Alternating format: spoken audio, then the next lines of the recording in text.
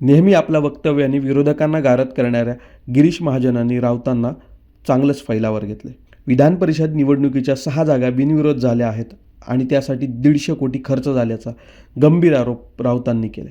त्यावर बोलताना राऊतांच्या आरोपाचा त्यांनी खरपूस समाचार घेतला. आता त्यांना बडबड करण्याशिवाय दुसरा कोणताही उद्योग उरलेला नाही.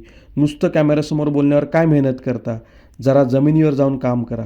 त्यापेक्षा 17पैकी एखादा खासदार तरी निवडून आणून दाखवा. तिकडे मेहनत करा. असा थेट आव्हान वजा खोचक सल्लाच महाजनांनी दिला.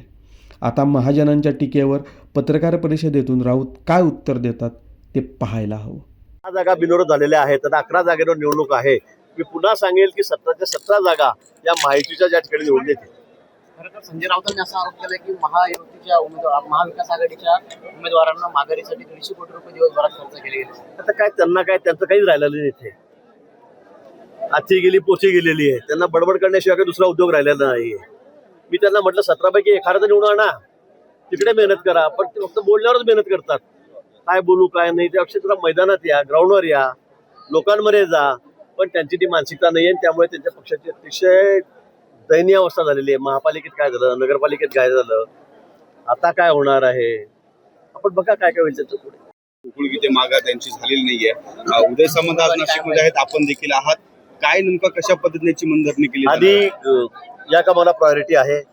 त्यानंतर दुपारून हे काम आटपल्यानंतर दुपारून मी फक्त कोण भेटतंय, कोण रिचेबल आहे, कोण नॉट रिचेबल आहे अजून. पण निश्चित मी गोकुळ गीतेंची भेट आज घेणार आहे. त्यांना सांगणार आहे, त्यांना पुन्हा सांगणार आहे की आपण माघार घ्यावी.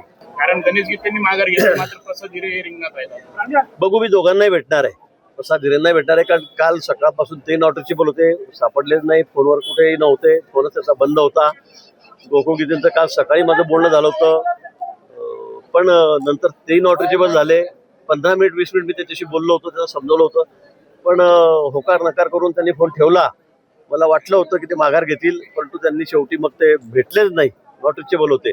आज मी देखील दोघांना या ठिकाणी भेटणार आहे आणि त्यांना पुन्हा सांगणार आहे की आपण दोघांनी जाहीर माघार घ्यावी.